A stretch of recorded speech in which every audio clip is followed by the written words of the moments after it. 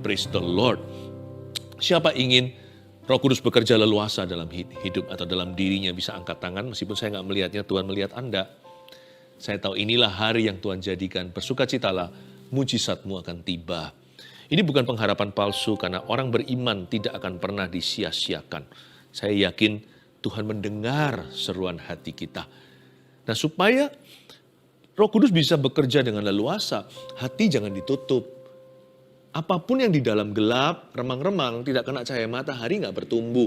Luka kita juga, jikalau kita terus tutup, kecuali kalau luka terbuka ya, mau nggak mau harus ditutup, dijahit dulu. Tetapi luka kita nggak akan kering kalau ditutup terus-menerus. Harus diekspos di tempat terbuka, asal aman dan bersih. Saya yakin apa yang basah akan kering. Dan apa yang kering akan dibasahi kalau kita taruh di depan rumah kena hujan, ya kan? Penting hati itu ditaruh di tempat yang terbuka agar supaya Allah bekerja. Karena Tuhan tidak pernah memaksa. Oh iya, jangan lupa Rabu depan ini saat teduh kita dari GMS Jakarta. Dan tiketingnya karena tempatnya terbatas, keluarga saat teduh yang berdomisili di Jabodetabek, saya undang untuk bisa ambil tiketnya langsung seperti yang tertera. Yaitu di gms.church/STB. Tiketingnya hari ini buka, biasanya dalam waktu 2 jam langsung sudah habis. Segera ya, cepet ya, supaya nanti kita juga bisa berjumpa, bertemu. Tapi online-nya tetap jalan, jadi kita mesti ketemu, kita tetap ketemu di semua seperti biasanya. Tapi nanti secara fisik saya akan ada di Jakarta, di GMS Jakarta. Ya, puji Tuhan. Sampai mana tadi? Kita sekarang kita buka bersama-sama di Yehezkiel pasal yang ke-37, ayat 1-6 saya bacakan. Lalu kekuasaan Tuhan meliputi aku, dan ia membawa aku keluar dengan perantaraan rohnya, dan menempatkan aku di tengah-tengah lembah, dan lembah ini penuh dengan tulang-tulang. Ia membawa aku melihat tulang-tulang itu berkeliling-keliling, dan sungguh amat banyak bertaburan di lembah itu. Lihat, tulang-tulang itu amat kering. Lalu ia berfirman kepadaku, "Hai anak manusia, dapatkah tulang-tulang ini dihidupkan kembali?" Aku menjawab, "Ya Tuhan Allah, Engkaulah yang mengetahui." Lalu firman-Nya kepadaku, "Bernubuatlah mengenai tulang-tulang ini, dan katakanlah kepadanya, hai tulang-tulang yang kering, dengarlah firman Tuhan. Beginilah firman Tuhan Allah kepada tulang-tulang ini, Aku memberi nafas hidup di dalammu supaya kamu hidup kembali. Aku akan memberi urat-urat padamu dan menumbuhkan daging padamu. Aku akan menutupi kamu dengan kulit dan memberikan kamu nafas hidup, supaya kamu hidup kembali, dan kamu akan mengetahui bahwa Akulah Tuhan." Demikianlah penglihatan Yehezkiel, seorang nabi di Perjanjian Lama. Di zaman perang, Yehezkiel harus melihat banyak tentara Israel tewas. Ini dalam penglihatan secara supranatural, Yehezkiel ditunjukkan sebuah mujizat kebangkitan. Dan kalau kita pikirkan, tulang-tulang ini mirip dengan kondisi hidup banyak kita hari ini. Dalam keadaan yang terpuruk, susah pulih, atau mustahil terjadi. Kita diperhadapkan dengan kemustahilan. Belum lagi hati kita seringkali seperti tulang kering. Hati ini loh kering kerontang, sudah putus pengharapan. Hari ini kita akan belajar. Asal hati kita terbuka untuk Roh Kudus, sesuatu yang baru, bahkan sesuatu yang di luar jangkauanmu belum terduga bisa terjadi. Kalau Allah berfirman, kuasa terjadi. Ayat pertama, lalu kekuasaan Tuhan meliputi aku, dan ia membawa aku keluar dengan perantaraan rohnya. Yehezkiel menjelaskan experience atau pengalaman pribadinya dengan kata-kata berikut ini. Kekuasaan Tuhan meliputi saya, kata Yehezkiel. Dan Tuhan membawa saya keluar dengan perantaraan rohnya. Yang ini adalah astral body, jadi betul-betul keluar dari badannya. Rohnya itu dibawa Tuhan. Tiada yang mustahil bagi Tuhan, saya nggak tahu gimana caranya. Tentunya dia nggak putus hubungan dengan tubuh jasmaninya. Mungkinkah Tuhan yang menggabungkan rohnya dibawa keluar, tapi badannya tetap di sana. Dibawa sama Tuhan. Ini pengalaman yang adikodrati oleh karena kedaulatan. Tidak boleh ditiru yang begini. Ya, karena ini adalah kuasa Tuhan atas nabinya. Tapi sebenarnya dalam skala perjanjian baru, saya pribadi, kita yang sudah penuh Roh Kudus ini mengalami hal serupa. Tidak sama, tapi mirip. Lalu kekuasaan Tuhan meliputi aku. Dan ia membawa aku keluar dengan perantaran rohnya. Itu yang dialami oleh orang-orang yang setiap hari berdoa di dalam Roh Kudus. Kalau saya berbahasa lidah ya, saya itu mengalami kuasa Tuhan di dalam roh saya. Kekuasaan Tuhan itu meliputi saya. Dan ia membawa aku keluar bukan dari body atau dari badan. Dia membawa saya keluar lewat berbahasa lidah dari pemikiran-pemikiran saya secara manusia. Ya, bahasa roh itu luar biasa. Berdoa dalam roh itu powerful. Karena itu sanggup membawa kita keluar bukan dari badan kita. Jangan yang seperti Yeskiel ini terjadinya satu-satunya, nggak bisa ditiru. Tetapi Tuhan bisa membawa kita keluar lewat karunia berbahasa roh. Waktu kita mengaktifasikannya, kita exercise, kita memakainya, menggunakan karunia itu setiap hari untuk membangun manusia roh kita. Waktu saya berbahasa lidah, kuasa Tuhan meliputi saya dan dia membawa saya keluar dengan perantaraan rohnya, keluar dari pemikiran-pemikiran saya. Sehingga setelah saya bahasa roh itu, biasanya ada sesuatu yang disingkapkan. Meskipun ketika saya berbahasa lidah, pikiran saya nggak aktif. Ya kan? Saya nggak tahu saya lagi ngomong apa. Karena memang yang saya izinkan masuk dulu ke hadirat Allah setiap hari, setiap pagi adalah hati saya sebelum pikiran. Supaya jangan sampai saya ini bersandar pada pikiran sendiri. Manusia kan condongnya bersandar pada pengetahuan. Bahkan bersandar pada pengalamannya, pemahamannya. Yang mana semua itu dangkal. Apa yang Tuhan mau lakukan itu yang mata kita belum lihat, telinga belum dengar, yang belum pernah berani kita bayangkan. Yang gitu harus ditangkap sinyalnya oleh manusia roh kita. Nggak bisa hanya akal budi kita yang sementara. Makanya itu tiap pagi, tiap hari yang saya izinkan masuk dulu ke hadirat Allah adalah hati baru pikiran saya. Setelah hati saya masuk, hati saya merasa berapi-api, saya merasa peka, merasa dekat sama Tuhan. Hanya dekat Allah saja aku tenang, seperti kata pemazmur itu mengekspresikan apa yang dia alami ketika dia sembahyang. Akal budi saya pun mudah menerima sesuatu yang baru. Dalam bentuk ide, visi-visi yang lebih tinggi, strategi, atau rema-rema roti sorgawi. Pikiran saya itu disingkapkan. Jadi saya nggak bersandar pada pikiran saya meskipun saya menggunakan pikiran saya. Saya nggak bersandar pada itu. Hati saya ini dipenuhi Roh Kudus dulu. Coba bayangkan, kalau hatimu tenang kan bisa berpikir jernih.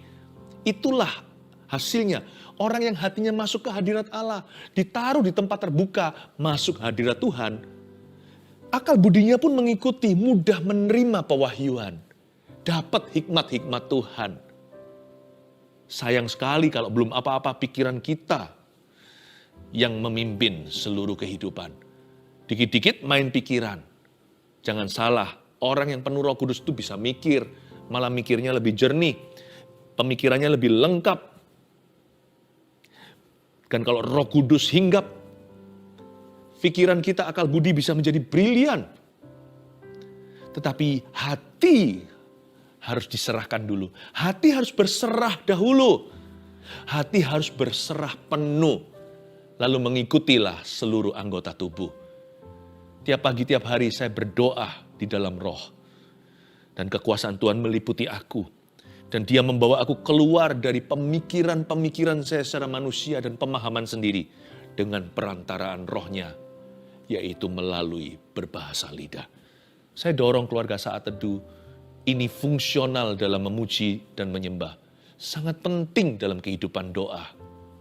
Juga dalam mesbah keluarga. Mintalah sama Tuhan karunia untuk berbahasa roh. It's useful for you. Itu sangat berguna dalam kehidupan rohani Anda. Itu sangat-sangat penting untuk hidup berkemenangan. Sekalipun itu bukanlah syarat untuk masuk surga, itu juga bukan takaran kerohanian seseorang. Orang bisa berbahasa lidah tetap bisa jatuh dalam dosa. Karena karunia bukanlah buah. Buah Roh Kudus itu kasih, sukacita, damai, sejahtera, sampai pengendalian atau penguasaan diri tetap harus ada di sana. Tetapi karunia itu punya fungsi tertentu, membantu, menolong kita. Sehingga kita tidak bersandar pada kekuatan sendiri. Dan semua dimulai dengan hati kita masuk ke hadirat Allah. Rajin-rajin masuk hadirat Tuhan. Pagi-pagi buta hatiku mencari wajah-Mu. Dan mulutku memuji ketika saya berbahasa roh. Kuasa Tuhan meliputi. Dan Ia membawa aku keluar dari logikaku sendiri. Dengan perantaraan rohnya yang maha kuasa. Lalu kita ditempatkan di tengah-tengah lembah. Yeskiel berkata demikian, lembah itu penuh dengan tulang. Memang kan itu zaman perang. Jadi biasa melihat medan perang itu, ya, di sana terbengkelai tulang-tulang tentara-tentara yang terbunuh. Ini kejadian bisa jadi sungguhan. Ia membawa aku melihat tulang-tulang itu berkeliling-keliling dan sungguh amat banyak bertaburan di lembah itu. Puji Tuhan, tulang-tulang itu bertaburan di lembah itu. Seperti dijemur bersama. Itu jemuran massal. Untungnya. Kalau tulang-tulang itu dikuburkan, lalu disembunyikan, tidak akan ada lagi pekerjaan Tuhan. Saya bukan bicara soal kebangkitan secara kiasan. Bahwa tulang-tulang yang bertaburan di lembah itu seolah-olah secara sengaja mereka dibiarkan dijemur di luar. Kena matahari, kena hujan. Supaya ketika Tuhan berfirman dari sorga, tulang itu langsung mendengarnya.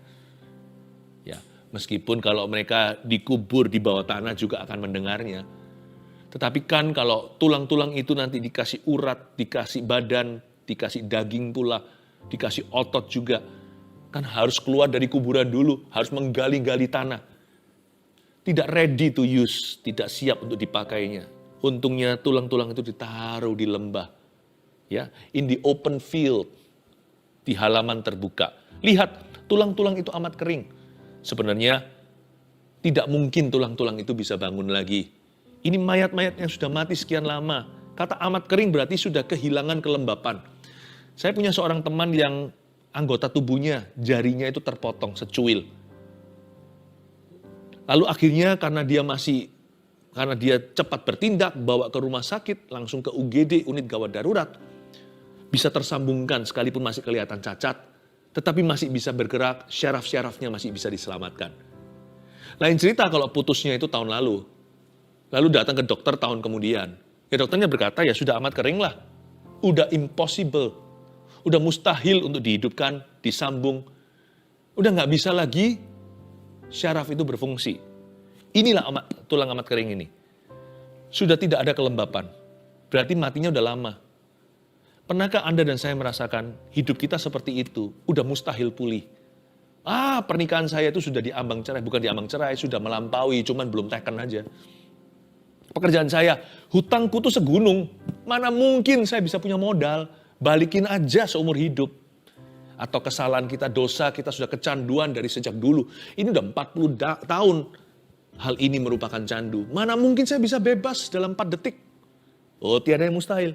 Ku yakin saat Tuhan berfirman, ku menang saat Dia bertindak. Hidupku tidak bergantung apa kata orang atau tradisi dan pengalaman. Apalagi trauma, hidup kita tidak didikte dengan semua itu. Hidup kita itu bergantung dengan apa kata Tuhan.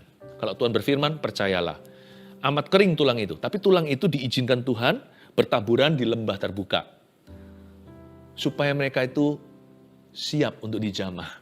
Hati juga sama, jangan lari. Hanya karena belum terjadi keajaiban atau mujizat. Bukan berarti Tuhan tidak ada. Hadirat Allah di sana. Hati itu harus selalu dibuka. Supaya ketika Allah bertindak, Anda langsung menerimanya. Supaya ketika Allah berfirman, Anda langsung mendengarnya. Ketika Tuhan menyuruh Anda melakukan sesuatu, segera Anda melangkah. Lalu Ia berfirman kepadaku, hai anak manusia, dapatkah tulang-tulang ini dihidupkan kembali? Aku menjawab, ya Tuhan Allah, Engkaulah yang mengetahui. Inilah nabi yang gak sok tahu. Tapi saya senang sekali melihat ini buminya berputar di ayat 3. Biasanya kita yang membobardir Tuhan dengan pertanyaan. Why, mengapa begini, mengapa begitu? Lalu belum lagi pertanyaan-pertanyaan yang keluar dari roh penasaran atau dari curiosity doang. Kita tanya sama Tuhan, kenapa begini ya? Tentang dinosaurus lah, tentang penciptaan Adam dan Hawa. Kita tanya. Good sih. Tanya kalau bisa membuat kita semakin haus belajar dan mengenal Tuhan, very good. Tapi kadang-kadang jujur kita harus mengakui, Kita terlalu sering bertanya pada Tuhan dan tidak izinkan Tuhan yang sebaliknya bertanya sama kita. Kalau kita tanya sama Tuhan, pasti ada jawaban. Kalau Tuhan tanya sama kita, nggak tentu kita bisa menjawabnya. Kalau kita mau sungguh-sungguh mengalami mujizat Tuhan, izinkan Tuhan bertanya kepada Anda. Pernahkah Anda masuk ke hadirat Allah dan berkata, Lord, do you have a question for me? Punyakah Tuhan pertanyaan untukku hari ini?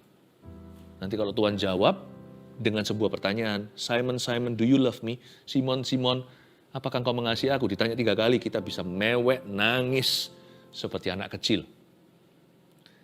Karena setiap kali Tuhan tanya, pasti hati kita mengerti mengapa dia bertanya demikian. Nanti kalau Tuhan tanya sama Ayub, di mana kamu ketika aku menciptakan dunia dan semua fondasinya, ketika aku beberkan langit seperti beberkan karpet? Ayub berkata, dari dulu aku mendengar engkau dari orang lain, tapi sekarang aku melihat sendiri. Tuhan, aku bertobat di atas debu tanah. Dia yang sama yang berkata, Tuhan memberi, Tuhan mengambil, terpujilah nama Tuhan. Dia merendahkan hatinya dan berkata, aku tidak bisa menjawab Tuhan. Yesus dijebak dengan berbagai pertanyaan oleh orang Farisi dan ahli Taurat. Dijawab semua sama Tuhan. Ini, haruskah kita orang Yahudi bayar pajak sama Kaisar? Kalau Yesus jawab, ya salah, tidak salah. Yesus berkata, koin yang kamu pakai untuk belanja di pasar, koin siapa itu? Ada gambar siapa? Kaisar. Berilah pada Tuhan, pada Kaisar apa yang milik Kaisar. Berilah pada Allah apa yang milik Allah. Bungkam mereka. Giliran Tuhan kasih sekali pertanyaan dalam sepanjang karir di Yesus. Mereka yang bertanya terus. Yesus tanya sekali, mereka nggak bisa jawab. Langsung bungkam, tidak berani buka mulutnya lagi selama-lamanya. Hingga mereka tinggal membunuh dia saja. Nggak punya alasan lagi. Yesus bertanya, hubungan anak manusia, Mesias dengan Daud apa? Kenapa Daud itu yang adalah nenek moyangnya berkata, Allahku, Allahku. Itu kan keturunan Daud. Tapi kenapa Daud menyembah dia dan berkata, Allahku, Allahku, Bapakku, Bapakku.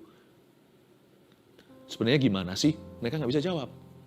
Mereka jawab A salah, mereka jawab B salah. Karena mereka menyangkali bahwa Yesus adalah Mesias dan mereka menyangkali Yesus adalah anak Allah.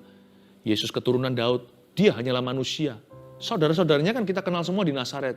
Dia kan anaknya Maria, anak tukang kayu itu. Mereka tidak mau mengakui keilahiannya. Tapi ketika Yesus lemparkan pertanyaan itu, anak Daud juga adalah Tuhannya, mereka nggak bisa apa-apa. Kalau mereka mau menjawab sejujurnya, mereka harus mengaku bahwa Yesus adalah Tuhannya. Dan itu yang mereka tidak mau lakukan. Coba bayangkan, Tuhan sekali tanya, you tidak bisa jawab. Tapi kali ini Tuhan bukan tanya untuk menjebak. Tuhan tanya itu untuk mempersiapkan hati Yeskiel. Hei Yeskiel, anak manusia, dapatkah tulang ini dihidupkan menurut kamu gimana? Jawaban dia tidak klise. Tapi dia langsung merendahkan hati di hadapan Tuhan. Ini bagus. Manusia jangan banyak berbicara di hadirat Allah. Lebih banyak mendengar. Boleh berbicara, tapi perbanyak mendengar. Dan akhirnya Yeskiel menjawab dengan rendah hati, ya Tuhan Allah, Engkaulah yang mengetahui. Segera setelah dia mengaku bahwa Tuhan yang tahu, Tuhan beritahu, langsung Tuhan beritahukan, yes, aku mau bangkitkan.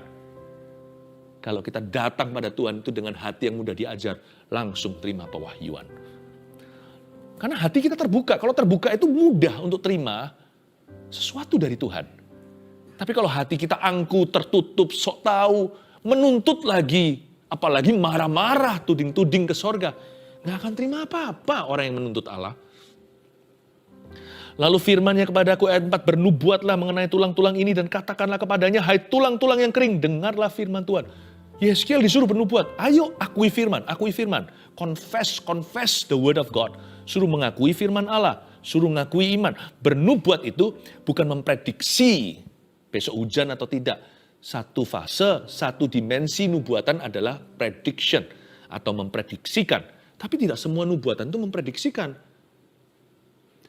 Nubuatan pada dasarnya adalah mengakui firman, mengucapkan keras-keras, ya, dan mengutip ayat-ayat dengan iman dan mengklaim janji itu untuk terjadi. Itu juga satu aspek nubuatan. Bernubuatlah mengenai tulang-tulang ini dan katakanlah kepadanya, hai tulang-tulang yang kering, dengarlah firman Tuhan. Beginilah firman Tuhan kepada tulang-tulang ini, aku memberi nafas hidup di dalammu, supaya kamu hidup kembali. Yeskiel disuruh ngaku begitu. Aku memberi nafas hidup di dalammu. Dia suruh mengakui seolah-olah Tuhan berfirman lewat mulutnya, aku. Tidak berkata Tuhan akan, tapi dia berkata aku.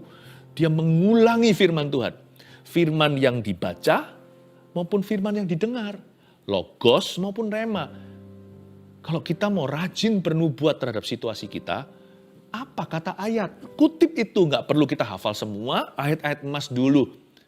Kita hafalan, kita kutip setiap kali kita digoda, setiap kali dicobai, seperti waktu Yesus dicobai di padang gurun, Yesus selalu berkata ada tertulis, lalu dia kutip firman. Anak Allah loh, dia sendiri adalah firman. Kalau kita kan harus kutip firman, Yesus itu firman. Yesus saja kutip firman. Bernubuatlah. Kutip ayat-ayat itu. Kalau kita nggak hafal, buka. Paling tidak kita tahu Yohanes pasal berapa. Kita tahu Matius pasal berapa. Kita tahu Galatia pasal berapa. Kita tahu kitab Mazmur pasal berapa. Buka, kutip, perangi ketidakpercayaan. Bisa jadi firman yang kita baca. Tapi kelihatannya Yeskiel ini bukan firman yang dibaca. Kalau kita baca, aku memberi nafas hidup dan sebagainya. Mungkin di kitab Kejadian Torah yang ditulis oleh Musa, itu ada cerita bagaimana Tuhan menghembusi nafas pada Adam. Tapi yang kali ini, kayaknya sih firman yang didengar. Terinspirasi oleh firman Logos yang tertulis, dia dapat rema. Dia merasa Tuhan ngomong begini sama dia, dan itu tidak melanggar firman yang tertulis ya. Itu pakemnya. Tapi setelah itu, dia dapat seperti kata-kata hikmat. Atau kata-kata janji. Dan dia ucapkan, aku akan memberi urat padamu, menumbuhkan daging padamu, aku akan menutupi kamu dengan kulit, dan memberikan kamu nafas hidup, supaya kamu hidup kembali, dan kamu akan mengetahui bahwa akulah Tuhan. Diucapkan. Orang yang mengucapkan firman, dia buat dirinya vulnerable, accessible, dia membuat dirinya rawan, tanda kutip, terhadap mujizat Tuhan. Dia membuat dirinya jadi mudah tertular kuasa Tuhan. Karena orang yang bernubuat terhadap situasinya, bukan mengeluh semata-mata, bukan orang hanya merengek-rengek, tapi orang yang klaim janji Tuhan dengan iman, orang itu membuat dirinya sendiri rawan di tempat terbuka untuk tertular kuasa dari Allah semesta alam.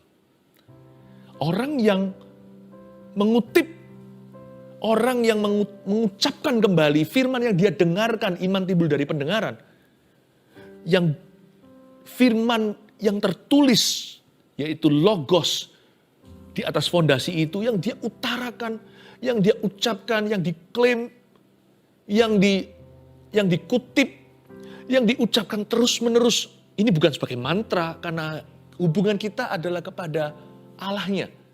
Kita tidak memanipulasi firman-Nya, tapi kalau Allah yang kita percayai, yakini, dan sembah, ini bicara sama kita, pegang kata-kata itu.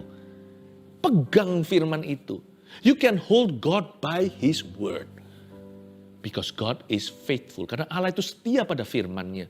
Dia tidak pernah mengingkari janjinya. Kalau Allah berfirman, pegang itu, kita bisa pegang Tuhan pada perkataannya. Bukan menuntut dia kembali, tetapi kita bisa yakini kalau Allah kita tidak pernah berdusta. Waktu kita utarakan kutip ayat itu, waktu kita ucapkan kembali dan akui, sebenarnya kita sedang meletakkan hidup kita di sebuah tempat lokasi yang strategis untuk alami perbuatan Allah. Seperti tulang-tulang itu yang disebar luaskan di lembah yang terbuka, in the open air, outdoor, tempat yang terbuka, bukan tempat yang tertutup. Seperti tulang-tulang yang memberi diri untuk disinari sang surya, dan kalau hujan pun basah, kita memberikan hidup kita terbuka untuk dibasahi kuasa Allah. Dan untuk disinari kasih karunia. Saya kasih 2 poin sederhana, tidak usah 3. Meletakkan hati di tempat terbuka agar Roh Kudus leluasa bekerja satu. Seperti lembah yang ada seperti tulang-tulang yang tersebar di lembah itu. Pertama, menjaga sikap hati berserah dan pantang menyerah. Berserah itu nggak pasif loh. Berserah itu percaya. Berserah itu bukan pasrah. Inilah bedanya berserah sama pasrah. Pasrah itu kalah. Berserah itu diam. Tapi diam dalam percayanya. Diam karena dia teguh berdiri. Membela lokasi imannya. Dia tidak mau digeser dari pengharapan. Apapun kata dunia dan apapun keadaannya. Orang yang berserah itu bukan tidak berbuat sesuatu. Orang yang berserah itu berperang di dalam dirinya untuk mempertahankan imannya. Dan dia pegang teguh pada Tuhan. Berserah itu berarti mengikuti firman-Nya. Aku berserah, kayaknya aku pingin balas orang itu. Tapi kalau Tuhan suruh saya, kalau ditampar pipi kanan, kasih pipi kiri, aku berserah diri. Aku pegang firman-Mu. Orang berserah penuh itu percaya penuh. Orang yang berserah penuh itu taat penuh. Bahkan ketika dia tidak bisa berbuat apa-apa, dia tetap berada di lokasi imannya. Dia tidak mau hengkang dari sana. Makanya orang yang berserah, niscaya alhasil, efek langsung atau sampingannya adalah orang itu tidak akan mudah menyerah. Orang yang berserah biasanya pantang menyerah. Jadi berserah itu nggak lemah. Salah. Sama dengan orang lemah lembut itu bukan orang lemah. Orang lemah lembut itu punya kuasa tapi nggak membalas. Kalau dia nggak punya kuasa, dia nggak membalas atau mengalah, itu namanya terpaksa. Itu lemah sungguhan. Tapi orang yang lemah lembut itu, orang yang posisinya di atas tapi nggak gencet kita. Seperti Tuhan itu loh lemah lembut. Harusnya Tuhan bisa marah ketika nggak boleh masuk ke Samaria. Harusnya mereka gituin Tuhan, harusnya Tuhan bisa balas panggil batalion malaikat. Tuhan nggak mau karena itu dia lemah lembut dan rendah hati. Demikian pula orang berserah itu seringkali kita salah ngerti. Kita campur baurkan berserah dengan pasrah. Kalau pasrah itu ya apa boleh buat, aku nggak bisa apa-apa. Nah itu orang nggak bisa berbuat apa-apa. Berserah itu bukannya nggak bisa berbuat apa-apa. Berserah itu hanya mau berbuat apa yang dikehendaki Allahnya. Dan dia berserah penuh pada kehendak Tuhannya. Dan dia serah penuh, percaya penuh bahwa Allahnya pasti akan membela. Allah kita adalah Allah yang bertindak, tahukah Anda? Diamlah dan ketahuilah bahwa aku adalah Tuhan. Dan Tuhan berkata pada Musa, kamu akan diam saja dan melihat kelepasanku. Menjaga sikap hati berserah, itu berarti hati kita rawan dengan kuasa Tuhan. Menjaga hati kita berserah, apalagi kita pantang menyerah, itu membuat kita selalu continue, terus ada di dalam map atau dalam petanya Tuhan untuk mengalami perbuatannya. Berserah. Yang kedua, jangan hanya berserah saja atau pantang menyerah. Isi bensinmu tabung panahmu dengan anak panah. 2, mengucapkan firman yang tertulis dan didengar. Yang tertulis itu namanya logos. Ini nggak usah diucapkan oleh Roh Kudus ke telinga kita, baca sendiri aja kita dapat. Kita dapat firman. Apalagi firman yang ketika kita baca, misalnya dari satu pasal ada ayat tertentu itu seperti melompat. Nah dari logos dia loncat, namanya rema.